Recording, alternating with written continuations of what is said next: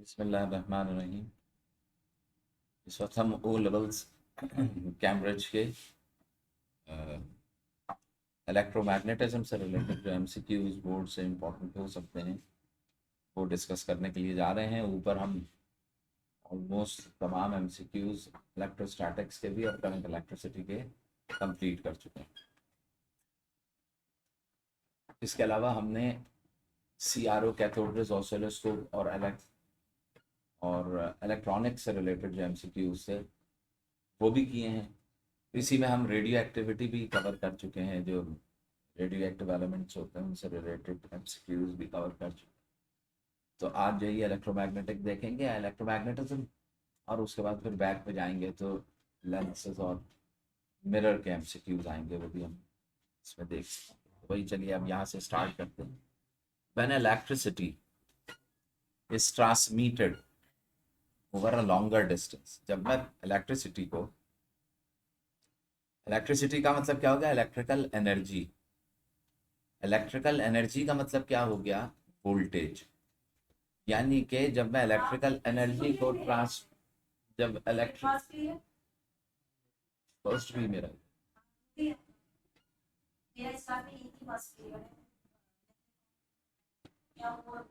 Second और third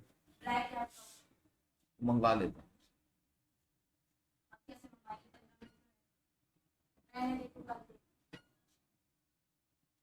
अच्छा बेटा, एनर्जी वोल्टेज जो है यही तो क्या कह रहे हैं कि करंट इलेक्ट्रिसिटी है, एक तार है, इस तार में से यहाँ पे ये जनरेटर था, इसमें से करंट जनरेट हुआ और जनरेट करके इस वायर पे डाल दिया। अब इस वायर से ट्रैवल करके ये लॉन्गर डिस्टेंस के ऊपर सिटीज में पहुंचेगा। तो जब आपने इसको लॉन्गर डिस्टेंस ट्रैवल कराना, तो देखिए ये टावर लगे हुए हैं, टावर टू टावर क्या कर रहा होता है, ये आगे चला जाएगा, ट्रैवल कर रहा होता है। तो जब आपको in between tower longer distance के लिए करंट इलेक्ट्रिसिटी को ट्रैवल कराना, तो आप जानते हैं कि करंट या इलेक्ट्रिसिटी में इतनी पावर या एनर्जी हो, अगर एनर्जी ज्यादा होगी तब वो ट्रैवल कर सकेगा, वरना नहीं। तो बताइए एनर्जी ज्यादा होने का मतलब क्या है? कि जो मैं उसे एनर्जी प्रोवाइड करूंगा वो प्रोवाइड करूंगा इन फॉर्म ऑफ वोल्टेज। तो इसका मतलब क्या है कि इसकी ट्रांसमिशन ओवर हाई वोल्टेज, इसकी ट्रांसमिशन जो है वो ओवर हाई वोल्टेज मुमकिन हो, जब वोल्टेज बहुत ज्यादा रखूंगा। ये बताइए जो मैंने करंट जनरेट किया है वो तो लो वोल्टेज होगा। सपोज इसको ट्रांसमिट करने के लिए मुझे 1 लाख वोल्ट चाहिए, 1 लाख वोल्ट चाहिए, जबकि जो प्रोड्यूस किया गया है वोल्टेज वो 100 वोल्ट है। तो अब बताइए अगर मैं 100 वोल्ट को ट्रांसमिट करना चाहूँ तो वो यहीं तक जाके क्या हो जाएगा, खत्म हो जाएगा। तो in order to transmit for a longer distance, what we will do, we will transform, we will change this voltage up to the higher voltage। तो इसको मैं हायर में कैसे चेंज करता हूँ? By using transformer. ये काम मैं किसके थ्रू कर रहा हूँ? ट्रांसफॉर्मर। तो मैं क्या करता हूँ, यहाँ पे एक ट्रांसफॉर्मर लगा देता हूँ, वो ट्रांसफॉर्मर स्टेप अप होता है, जो करंट को क्या करता है, बढ़ा देता है, इंक्रीज करता है। ठीक है, तो अब ये देखिए एनर्जी, जब ऐसा करते हैं तो मिनिमम एनर्जी वेस्ट होती है। जब एनर्जी मिनिमम वेस्ट हुई तो इसका मतलब क्या है कि desired amount of energy end तक हमें मिल जाती है। How can the waste energy be kept as, हम किस तरीके से इसे कम से कम रख सकते हैं? वोल्टेज। अब देखिए अगर मुझे एनर्जी लॉस मिनिमम करना है तो जो वायर है इसकी रेजिस्टेंस मिनिमम होनी चाहिए। यानी कि वायर कौन सा होना चाहिए? Copper, pure copper wire. आपने देखा है कि कराची में जब ट्रांसमिशन होती है इलेक्ट्रिसिटी की, यहाँ पर भी, तो जो वायर रखे जाते हैं वो प्योर कॉपर, पहले कॉपर के वायर डाले होते थे जब KES कराची इलेक्ट्रिक सप्लाई का। लेकिन जब इन्होंने चेंज किया और कराची इलेक्ट्रिक वालों ने इसको टेक ओवर किया, एक प्राइवेट फर्म ने, तो उन्होंने क्या किया, कॉपर के बजाय सिल्वर के वायर डालना शुरू कर। और सिल्वर के वायर के अंदर क्या होता है, रेजिस्टेंस उसके मुकाबले में क्या होती है, ज्यादा। जब रेजिस्टेंस ज्यादा होती है तो वो ज्यादा करंट भी ट्रेवल नहीं करा सकेगा। तो उसकी वजह से याद करें, आप लोगों को शायद याद हो कि जब इन्होंने इनिशियली रिप्लेस किया था तो कराची के अंदर ना ये जो वायरिंग की गई लॉन्गर डिस्टेंस पे, वो वायर बाकायदा लॉन्गर डिस्टेंस ट्रैवलिंग और टेम्परेचर ज्यादा होने की वजह से मेल्ट हो गए। और मेल्ट हीट की वजह से होगा, हीट रेजिस्टेंस कैसे। पहले कॉपर कर ले तो कॉपर वायर बहुत महंगा होता है, सिल्वर वायर इतना महंगा नहीं होता, वो आप आसानी से फेंक। तो देखिए keep the current in transmission lines as, बताइए अगर करंट ज्यादा हुआ तो प्रॉब्लम ये आएगी, ज्यादा करंट क्या प्रोड्यूस करता है, हीट, और हीट उसे क्या कर देगी, मेल्ट। तो मेरी कोशिश ये होनी चाहिए करंट ज्यादा ना हो, तो मिनिमम अमाउंट ऑफ करंट आपको ट्रेवल करा। Keep the power supply to the transmission lines as, power supply क्या होनी चाहिए, ज्यादा से ज्यादा। ये किसी हद तक हम समझ सकते हैं कि पावर जो उसको सप्लाई की जा रही है वो क्या हो, ज्यादा। इसको लेकिन अभी हम होल्ड करेंगे। आगे क्या है, कीप द रेजिस्टेंस, अगर ट्रांसमिशन लाइन की रेजिस्टेंस ज्यादा हुई तो भी तार मेल्ट कर जाएगा। तो आपको मैंने बताया था कॉपर यूज करते हैं, तो ये भी नहीं। Keep the voltage supply as large as, ये ठीक है। सर जो वो पावर सप्लाई की अगर हम लाइन बढ़ाएंगे तो वो तो बढ़ जाएगी, लेकिन रेजिस्टेंस भी तो फिर बढ़ेगी ना उसके साथ। पावर सप्लाई की जितनी लंबी लाइन होगी रेजिस्टेंस भी नहीं, लाइन तो लंबी हुआ कर। पावर सप्लाई जो होती है ना, पावर पी, वो बराबर होती है वी इंटू आई के। बताओ इसमें वोल्टेज और करंट दोनों को मल्टीप्लाई करते हो तो पावर आती है। अब सपोज इस ट्रांसमिशन में अगर सिर्फ पावर होती तो पावर बढ़ाने के लिए मैं वोल्टेज को कमी रहने देता और करंट को बहुत बढ़ा देता, तो भी तो पावर बढ़ जाती ना। लेकिन बताइए ये बढ़ी हुई पावर क्या करंट को ट्रांसमिट करा पाती, नहीं, क्योंकि ज्यादा करंट जैसे हीट प्रोड्यूस हो जाती, पावर ज्यादा ही रहती। तो इसका मतलब क्या है कि पावर जो होगी वो भी एक इफेक्टिव फैक्टर नहीं है। कौन सा है ज्यादा बेहतर, वोल्टेज इफेक्टिव फैक्टर, सही।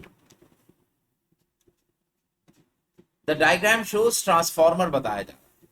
अब ये ट्रांसफॉर्मर में देखिए ये कितने टर्न्स है, 3 नहीं, ये बता रहे हैं 30 टर्न्स है, और यहाँ पे कितने 300 टर्न्स बताओ 30 का 300 कितने टाइम्स है, 10 टाइम्स। तो इसका मतलब क्या है कि जो आउटपुट वोल्टेज आएगा वो भी इनपुट वोल्टेज का कितना टाइम्स होगा, 10 टाइम्स, 120। अच्छा ये आया कैसे 120, इसको चेक करने के लिए number of turns in primary divided by number of turns in secondary, voltage in primary, voltage in secondary. अब बताइए प्राइमरी के टर्न्स कितने, 30, सेकेंडरी में कितने, 300। वोल्टेज प्राइमरी कितना है, 12, और ये कितना है वीएस मालूम करना, ठीक है, सेकेंडरी। अब ये 0 से 0 कैंसिल हो गया, 3 1 3, 3 10 30, 12 को 10 से मल्टीप्लाई करें तो कितना आया 120, और वीएस को 1 से मल्टीप्लाई करें तो वीएस किसके बराबर आ गया 120। तो आपने क्या लिख दिया 120 वोल्ट। समझ गए, ये स्टेप अप है स्टेप डाउन है, स्टेप अप।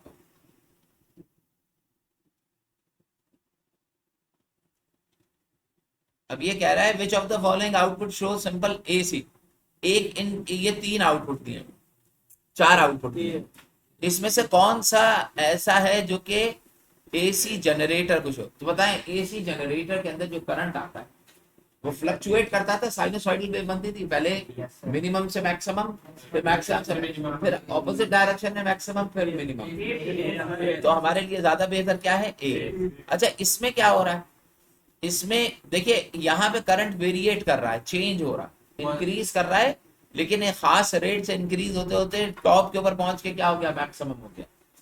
यहाँ पे देखे कांस्टेंट रेट पे इंक्रीज कर, समझ रहे हैं, रेट ऑफ इंक्रीज यहाँ पे क्या है कांस्टेंट है। तो देखिए इस फॉर्म के अंदर नहीं आता आपके पास, ठीक है। तो इसका मतलब क्या है कि ये नहीं होगा। यहाँ पे देखें सिर्फ पॉजिटिव करंट दे रहा है ऊपर का, नेगेटिव वाला साइकिल ही नहीं आ रहा, तो ये भी गलत है यार, इसमें भी गलत।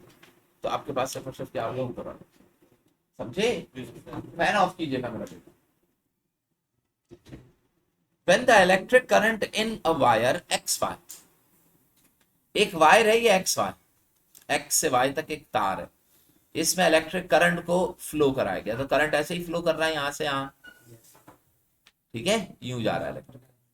अब ये तुमसे कह रहे हैं in the direction shown then there is an upward force. जब ऐसा होता है तो इसमें फोर्स कौन सी लगती है, अपवर्ड, ऊपर की तरफ फोर्स लग रही है, ये फोर्स हो गई, सही। Upward force on the wire. अब आपसे ये क्या है, ये रहा है, देखो करंट की डायरेक्शन पता है, फोर्स की डायरेक्शन पता है, मैग्नेटिक फील्ड की डायरेक्शन क्या नॉर्थ साउथ नहीं बताया गया है? तो आपको मैग्नेटिक फील्ड नहीं कहाँ, वो मैग्नेट भाई, हाँ ये नॉर्थ नॉर्थ साउथ बताएगा, सही है, इसमें भी नॉर्थ साउथ बताएगा। तो अब देखिए, if the north and south poles of the magnet exchange, अभी नॉर्थ साउथ ऐसे रखे हैं, यानी कि magnetic line of forces north से किधर जा रही है, साउथ की तरफ जा रही है। हाँ भाई, अभी अभी थोड़ा समझिए, तो ये नॉर्थ से किस तरफ जा रही है, साउथ। जब ये नॉर्थ से लाइन ऑफ फोर्सेस साउथ की तरफ जा रही है तो फोर्स अपवर्ड्स लग रही है। और अगर आप करके भी देखें तो लेफ्ट हैंड रूल बताएगा आपको, फोर्स ऊपर लग रही है, फील्ड की डायरेक्शन ये है नॉर्थ से साउथ, तो करंट इस तरफ आ रहा है, तो ये चीज सही आ रही है। अरे बताइए, if we change the poles, north की जगह साउथ कर दूं और साउथ की जगह क्या कर दूं, तो आप जानते हैं कि if we change of current, अगर मैं करंट को चेंज करूं या फिर क्या चीज चेंज करूं, चेंज ऑफ पोल, अगर मैं पोल्स को चेंज कर दूं या करंट को चेंज कर दूं, दोनों सूरतों में डायरेक्शन ऑफ फोर्स क्या हो जाएगी, चेंज हो जाएगी। तो चेंज होने का मतलब क्या है, कौन से वर्ड्स हो जाएगी, डाउनवर्ड। तो बताइए ये आपको क्या बता रहा है कि डाउनवर्ड। अगर राइट वर्ड हो रही होती तो लेफ्ट वर्ड हो जाती, अगर अपवर्ड्स होती तो डाउनवर्ड, ठीक है, अगर इनवर्ड्स होती तो outward. The diagram shows the solenoid connected to a sensitive voltmeter. एक ये सेंसिटिव वोल्ट मीटर है, वोल्टेज मेजर, गैल्वेनोमीटर भी रखा जा सकता था उसको, क्योंकि डिटेक्ट करना है ना करंट है। खैर ये एक वोल्ट मीटर से कनेक्ट कर दिया। अब ये कह रहा है कि अगर मैं सोलेनॉइड, ये सोलेनॉइड है, ये जो कॉइल होती है ना, इसको हम क्या कहते हैं, ये जहन में रखिएगा। जब करंट कॉइल में से गुजरेगा तो कॉइल के अक्रॉस मैग्नेटिक फील्ड बनेगी, और जब मैं इस कॉइल के अक्रॉस मैग्नेटिक फील्ड को चेंज करूंगा, अब देखो ये नॉर्थ पोल है, तो इसमें वेरिएशन। तो मुझे 10 मिनट दे दें आप, 15 मिनट यहाँ पे। एंड के, तो कोई टास्क है क्वेश्चन एंड के आखिर में, फर्स्ट में नहीं फिर बाद में नहीं आ सकूंगा मैं, शुरू में मैं ले लेता हूँ क्लास, फिर 15 मिनट पहले मैं ले जाऊँ, 15 मिनट लास्ट में, आखिरी के 15, फर्स्ट के नहीं तुम आखिर में आ जाओ, हाँ लास्ट, फर्स्ट पीरियड के लास्ट के। हाँ हाँ फर्स्ट।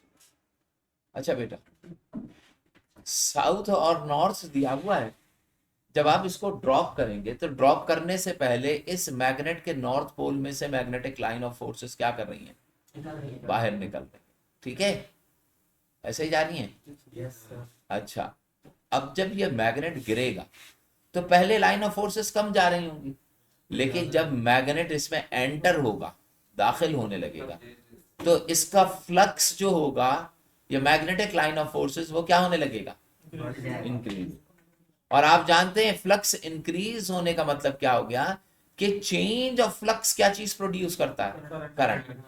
तो when magnet enters into the coil, at that time, जब ये इसमें दाखिल हो रहा होगा, जब ये सपोज यहां से यहां तक पहुंचा और अंदर गया, और जब ये पूरा अंदर चला जाएगा, तो जब तक ये पूरा अंदर दाखिल होने से पहले तक फ्लक्स जो होगा वो क्या कर रहा होगा, इंक्रीज कर रहा होगा, और करंट इंड्यूस्ड हो रहा होगा।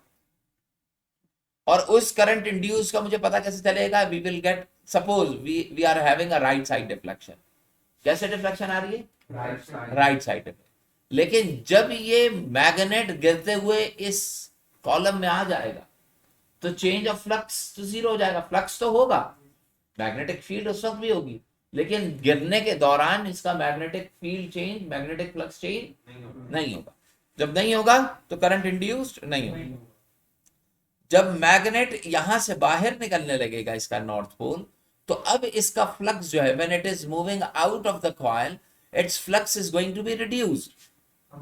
सपोज कि जब एंटर हो रहा था तो शुरू में फ्लक्स क्या था, 0 था, यहां पहुंचा तो 10 हुआ, फिर 20 हुआ, फिर 30, और अंदर चला गया तो फ्लक्स कितना हो गया, 100। गिरते हुए मुस्तकिल क्या रहा, 100, यहां पर भी क्या है, 100। लेकिन अब जब बाहर आने लगा तो इसका 100 से क्या हुआ, 90, फिर 80, फिर 70, तो कम होता चला गया। तो बताइए तब तो यहां पर भी करंट इंड्यूस्ड होगा, ऊपर भी इंड्यूस्ड हुआ था। यहां पे जो करंट इंड्यूस होगा due to flux is decreasing, so the deflection will observe and that deflection should be in negative. Opposite direction. Negative का मतलब क्या है, वो कौन सी डायरेक्शन में होगा, ऑपोजिट डायरेक्शन। तो दाखिल होते हुए फ्लक्स मैक्सिमम होगा, निकलते हुए flux change maximum, current maximum. दाखिल होते हुए फ्लक्स चेंज, फ्लक्स की बात, दाखिल होते हुए चेंज ऑफ फ्लक्स होगा, बट फ्लक्स इज इंक्रीजिंग तो right side deflection, second case में फ्लक्स इज डिक्रीजिंग तो लेफ्ट राइट डिफ्लेक्शन। तो अब क्वेश्चन क्या कह रहा है ये पढ़ो, which of the following would give the zero reading on voltmeter? Sir ये इम्पैक्ट में भी हम यही लिखेंगे जो सवाल आया था कि इसमें इम्पैक्ट क्या हो रहा है, फ्लक्स मतलब तेज। बिल्कुल बिल्कुल, आप लिखेंगे when it enters flux is increasing, current is induced, deflection will show। नहीं समझे? When it is moving inside the coil, no change of flux, so current induced will be zero, no deflection will occur। And when it leaves the coil, the flux is decreasing, the deflection in opposite direction will occur। Which of the following would zero reading? अब देखो, holding magnet stationery, अगर मैं stationery magnet को inside the solenoid में उसको खड़ा कर दिया जाए, रोक दिया जाए, किसी धागे से बांधिए और बांधने के बाद इसको नीचे लाके जब तुम रोक दोगे तो चेंज ऑफ फ्लक्स क्या हो गया, नहीं समझे, जीरो हो गया ना। जब फ्लक्स कांस्टेंट हुआ तो चेंज ऑफ फ्लक्स क्या हुआ, जीरो। तो इसका मतलब क्या है कि पहले वाले केस के अंदर मुझे ये समझ में आ रहा है कि रीडिंग का डिफ्लेक्शन क्या आना चाहिए, जीरो। दूसरा क्या है, मूविंग मैग्नेट अवे फ्रॉम, जब मैं इस अवे फ्रॉम सोलेनॉइड का मतलब क्या है, सोलेनॉइड के अंदर नहीं गया है, सोलेनॉइड से ही मैं दूर लेके जा रहा हूं। तो जो पहले लाइन ऑफ फोर्सेस ज्यादा थी, जब दूर लेके जाओगे तो कम होगी, तो रिड्यूस होगा। तो इसका मतलब क्या, करंट इंड्यूस होना चाहिए, डिफ्लेक्शन आनी चाहिए। तो बताइए इसमें तो डिफ्लेक्शन आएगी, तो ये तो नहीं हो सकता।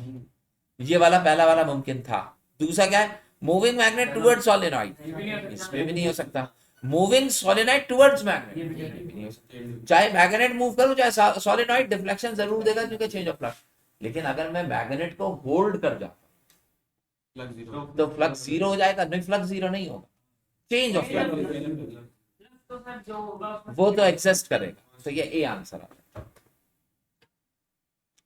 अब ये दोबारा से वैसा ही है, देखिए 100 वोल्ट है, रिड्यूस होके कितना रह गया, अच्छा 40 से 80 हो गया, ट्वाइस हो गया ना, तो वोल्टेज भी ट्वाइस हो जाएगा, तो 200 वोल्ट। समझ गए, जो नंबर ऑफ टर्न्स का रेशियो होता है वही वोल्टेज का रेशियो। लेकिन अगर रेशियो नहीं बना पा रहे हैं आप, तो फिर NS upon NP over VS upon VP से सॉल्व कर सकते हैं। स्टेप अप है, step down. How is electricity transmitted over a large distance? बताओ, अगर मुझे लॉन्गर डिस्टेंस के ऊपर इलेक्ट्रिसिटी ट्रांसमिट करनी है, तो मैंने यही बताया था, स्टेप अप ट्रांसफार्मर लगा के वोल्टेज को अप करें ताकि आसानी से करंट क्या हो सके, पास हो सके। तो बताइए हाउ एट हाई वोल्टेज के ऊपर ट्रांसमिट होता है ना, तो ये दोनों दो ऑप्शन हो सकते हैं, CD नहीं हो सकता, लो वोल्टेज पे तो नहीं ट्रांसमिट। अच्छा, फॉर सेफली क्या मैं, अच्छा ये बताओ, अगर मैं हाई वोल्टेज पे ट्रांसमिट कर रहा हूँ तो मेरे लिए हाई वोल्टेज सेफ्टी का इशू है कि नहीं, हाई करंट सेफ्टी का इशू हो सकता है। सेफ्टी का इशू इस सेंस में हो सकता है कि वो फायर कॉज कर सकता है, हाई करंट हीट प्रोड्यूस करता है, लेकिन आपको नुकसान नहीं पहुंचाएगा हाई करंट इतना। आपको जो करंट लगता है वो करंट नहीं बल्कि वोल्टेज लगता है, मैंने बताया। ये जो हाई ट्रांसमिशन लाइन होती है, अगर बंदे को खुदा न खासा ये लग जाए तो ये इतनी हाई पावर होती है, एनर्जी इतनी ज्यादा होती है कि इसका झटका बर्दाश्त नहीं कर सकेंगे, लाखों में होता है।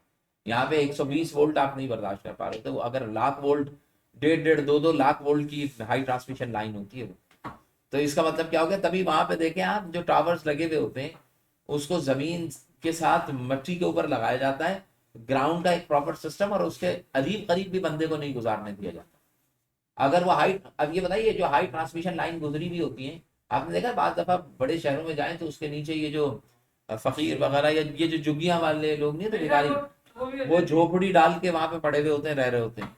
लेकिन ये सख्ती से मना है, वहां पे मना किया जाता है कि उस ट्रांसमिशन लाइन के नीचे आप रिहाइश नहीं इख्तियार करें। रीजन क्या है, जब हाई वोल्टेज ऊपर ट्रेवल करेगा तो मैग्नेटिक फील्ड बनेगी, उस मैग्नेटिक फील्ड की स्ट्रेंथ बहुत ज्यादा होगी, जब वो पावरफुल मैग्नेटिक फील्ड मुस्तकिल आप उसके नीचे लेटे रहेंगे तो वो आपके ब्लड के पार्टिकल्स को फाड़ देगी, यानी कि ब्लड कैंसर कॉज करेगी।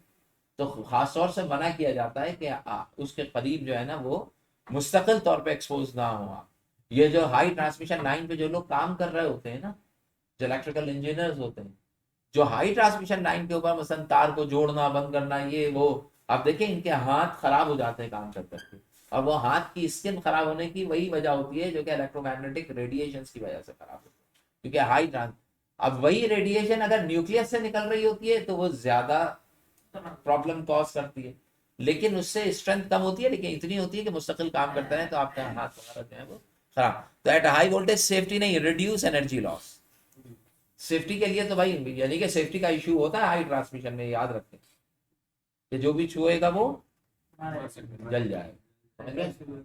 हाँ अच्छा भाई, the straight wire carrying a current produced a magnetic field. एक स्ट्रेट वायर है, सीधा तार, ये देख रहे हैं ये तार है, इसमें करंट कैरिंग, इसमें करंट है, करंट फ्लो कर रहा है, तो उसके अक्रॉस क्या चीज बन रही है, मैग्नेटिक फील्ड बन। विच डायग्राम, अब ये बताइए करंट ऊपर से नीचे जाएगा तो राइट हैंड रूल से सर्कुलर फील्ड बनती थी ना, स्ट्रेट क्यों बना रहा है, गलत है। और देखो बी के अंदर ऐसे तो नहीं बनती ना, ये तो यू बन रही होती, तो बी भी गलत हो गया। हाँ बिल्कुल, अब ये ओरिजिनेट हो रही है, ये भी गलत है, ये वाला सही। अच्छा इसमें भी आप देखिए थंब को कहाँ रखेंगे, ऊपर से नीचे की तरफ, हाथ जो होगा वो सीधा होगा, ये सही नहीं है। नीचे जा, ये थंब की डायरेक्शन। अब समझ में आया, ये क्या है, अभी समझ में आ गए। राइट हैंड रूल होगा, Fleming's left hand rule motor के लिए होता है, और राइट हैंड रूल जनरेटर के लिए। अब इसमें करंट नीचे आ रहा है ना, समझ गए भाई, तो ये वाला आंसर होगा आपका। A student carries out an experiment. एक बच्चा जो है ना वो एक एक्सपेरिमेंट करता है to see the effect of magnetic field on a wire carrying a current.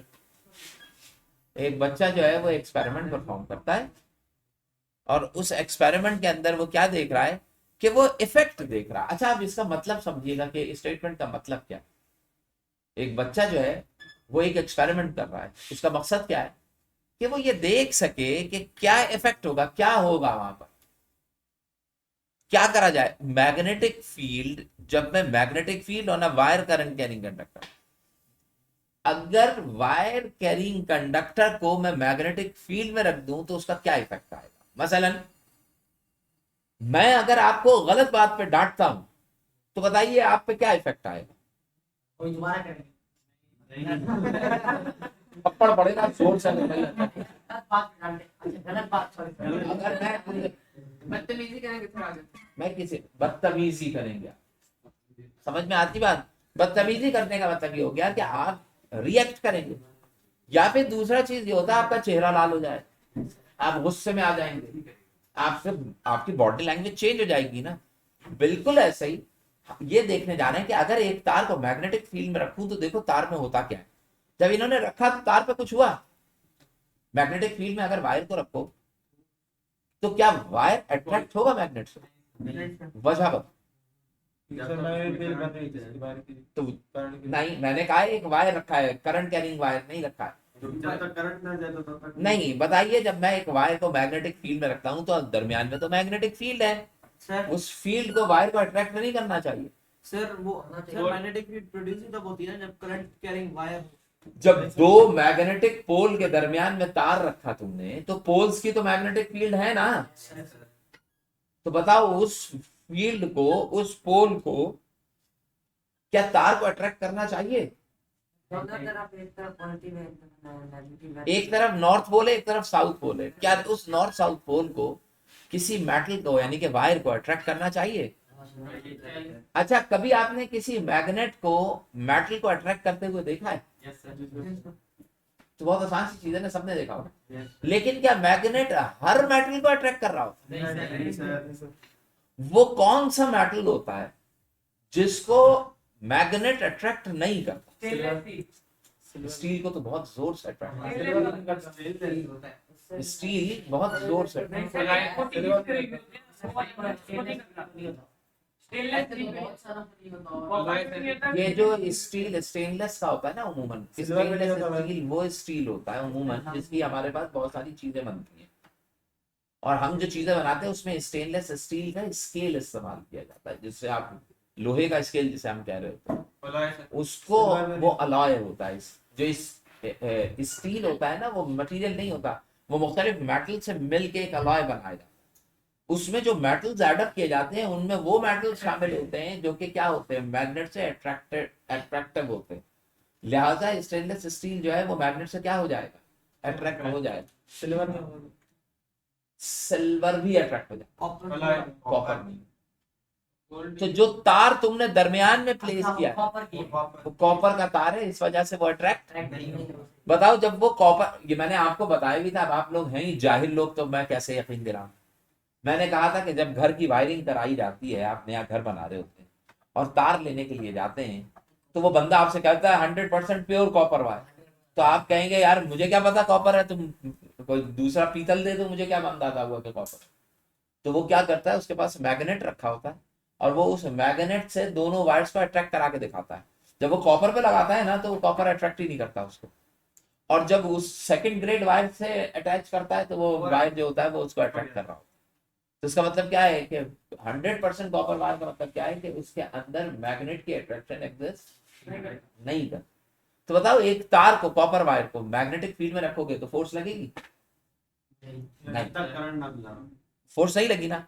लेकिन जब मैं करंट गुजारता हूं तो उस कॉपर वायर के अंदर अपनी मैग्नेटिक फील्ड बनती है, जो बाहर वाली मैग्नेटिक फील्ड से क्या करती है, इंटरैक्ट करती है, टकराती है, स्ट्राइक करती है, और स्ट्राइक करने के बाद वायर के ऊपर क्या अप्लाई करती है, वो फोर्स। यानी कि फोर्स उस वक्त तक लगेगी जब तक करंट बहाऊंगा, और करंट फ्लो कराना बंद कर दिया तो फोर्स लगना भी क्या होगी, बंद। तो वो जो बच्चा था वो क्या स्टडी कर रहा था, इफेक्ट किस चीज का, कि मैग्नेटिक फील्ड जो इनके दरमियान में, इस मैग्नेटिक फील्ड का इफेक्ट क्या होगा इस तार पर, जब तार में से क्या गुजारूं, करंट, तो बताओ क्या इफेक्ट आएगा, उस पर क्या लग जाएगी, फोर्स लग जाएगा, तार पे झटका पड़ेगा, तार उछल जाएगा दरमियान में से, ये इफेक्ट होगा। तो force will apply on the wire, that would be upwards और downwards on the wire when we place a current carrying wire inside the, if the current is not there in the wire, तो इसका मतलब क्या है, no force will apply। हाँ बेटे, अब देखें क्या कह रहा है, what should be the student do to make move downwards। अभी जब आपने किया तो ये तार के ऊपर फोर्स कहाँ लग रही थी, अपवर्ड, तार उछल के ऊपर आ जाता था। बताइए वो कौन सा तरीका होगा कि तार ऊपर जाने के बजाय कहां जाने लगे, तो डायरेक्शन चेंज कर दी। बताओ डायरेक्शन चेंज करने के लिए दो काम कर सकता था मैं, कौन कौन से, पोल्स चेंज कर दूं और या फिर करंट की डायरेक्शन। तो बताइए पोल्स, अब यहाँ पे देखिए, change the direction of current, yes हो सकता है ना, move the poles to the magnet closer, करीब ले आओ, और ज्यादा हो जाएगी लेकिन ऊपर ही जाएगा। Send a smaller current through the wire, नहीं। और क्या स्ट्रॉन्गर मैग्नेट नहीं, तो वो क्या है आपका, तो या तो पोल्स चेंज करते हैं और या फिर direction of current. The diagram represents a transformer. हाँ बेटे होने दे, अरबाब से मैंने बात की, अरबाब साहब से मैंने बात की थी, मैंने कहा था आप ले। अच्छा, ये इनपुट वोल्टेज जा रहा है या आउटपुट है, ये प्राइमरी है सेकेंडरी है। अब ये कह रहा है कि which arrangement could be used to make an output voltage higher than, output voltage को इनपुट वोल्टेज से क्या करना है, हायर करना। तो आउटपुट हायर होने का क्या, step up step down, step up. Primary coil ज्यादा होनी चाहिए सेकेंडरी, और प्राइमरी कम। प्राइमरी वोल्टेज ज्यादा होना चाहिए सेकेंडरी, सेकेंडरी ज्यादा और प्राइमरी का वोल्टेज कम। इसी तरीके से प्राइमरी के टर्न्स कम और सेकेंडरी के टर्न्स ज्यादा। अब ये बताइए कि ये टर्न है, अब पहला टर्न क्या दे रहा है? पहला टर्न क्या दे रहा है? 100 से 50 नहीं। लेकिन मुझे एक बात ये बताइए कि पहले ये बेहतर नहीं है कि पहले ये चेक कर लें कि ट्रांसफार्मर काम किस पे करता है? तो आप ये देखें कि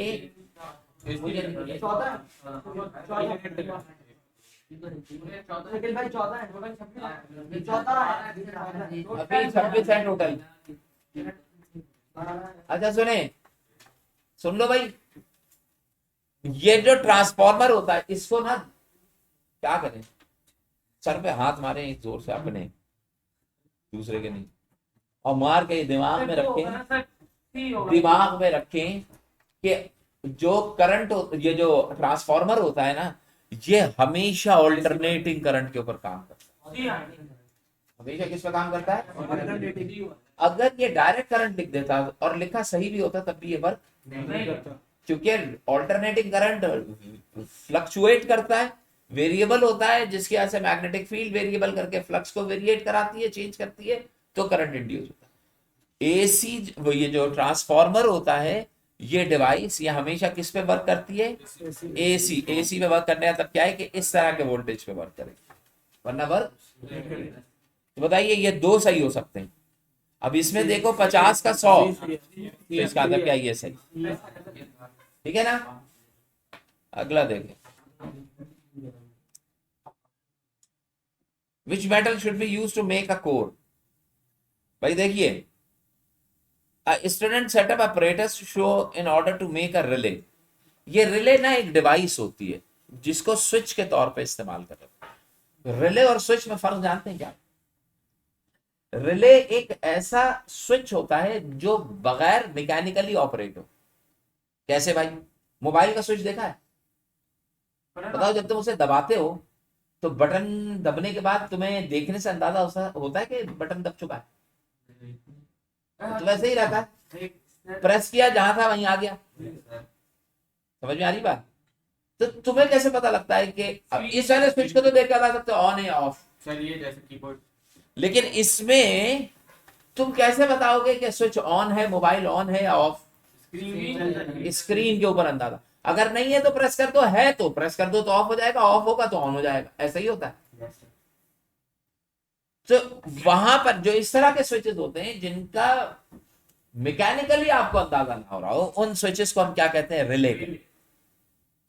जिसमें ऑन ऑफ के लिए बटन प्रेस ना हो रहा हो।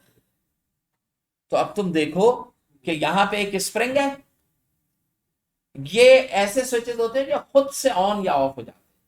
अब बताइए, यहां से सपोज कि यहां पे मैंने क्या किया हुआ, एक बल्ब लगाया, ये बल्ब है, अभी कांटेक्ट नहीं हुआ हुआ ना, देखिए ये यहां से वायर आ रहा है, ठीक है, ये एक वायर आ रहा है पॉजिटिव करंट लेकर, करंट यहां पहुंचा, इधर गया, इधर, ये कांटेक्ट नहीं हो सका। समझ रहे हो? तो बल्ब क्या रहेगा? ऑफ रहेगा, अभी नहीं जलेगा, क्योंकि ये ओपन सर्किट। समझते हैं? अब क्या करेंगे कि आपने एक और जगह से पोटेंशियल दिया, इस तार को यहां से जोड़ दिया, ये जो पोटेंशियल दिया गया है, दूसरी बैटरी जो है, ये इस मेटल के अक्रॉस रैप हुआ हुआ है, कॉइल बनी हुई है, सॉलिनॉइड है। जब तुम इसे जोड़ोगे तो इसमें से जब करंट पास होगा तो ये मैग्नेटाइज हो जाएगा, ये नॉर्थ बन जाएगा, ये साउथ बन जाएगा, मैग्नेटाइज हो। तो ये मैग्नेट इस बार को अपनी तरफ क्या कर लेगा, और ये इससे चिपक जाएगा। नहीं समझे? जैसे ही ये इससे कांटेक्ट में आएगा तो ये जो ये वाला कांटेक्ट पॉइंट है, ये इससे इंटैक्ट हो जाएगा। नहीं समझे? जब ये इंटैक्ट हुआ तो बल्ब क्या हो जाएगा? ऑन। इसका मतलब क्या है कि मेरे पास जो स्विच में इस्तेमाल कर रहा हूं वो एक और सर्किट से मैग्नेटिक रिले के थ्रू इसे ऑन ऑफ कर, और जैसे ही मैंने स्विच ऑफ किया तो ये स्प्रिंग लगा हुआ है, मैग्नेटाइजेशन खत्म होगी और ये दोबारा से डिस्कनेक्ट। समझ रहे हो? ये कहलाता है रिले।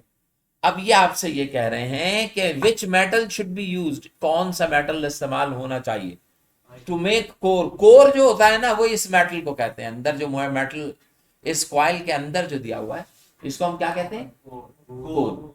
तो ये कह रहा है कि उमूमन जब किसी भी मैग्नेट के अंदर कोर डाली जाती है, यानी कि मैग्नेटिक मटेरियल रखा जाता है, तो ये किस मटेरियल का बना होता है?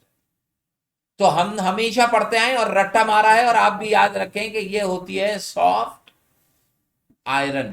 कोर हमेशा रखी जाती है किस चीज की? Soft iron.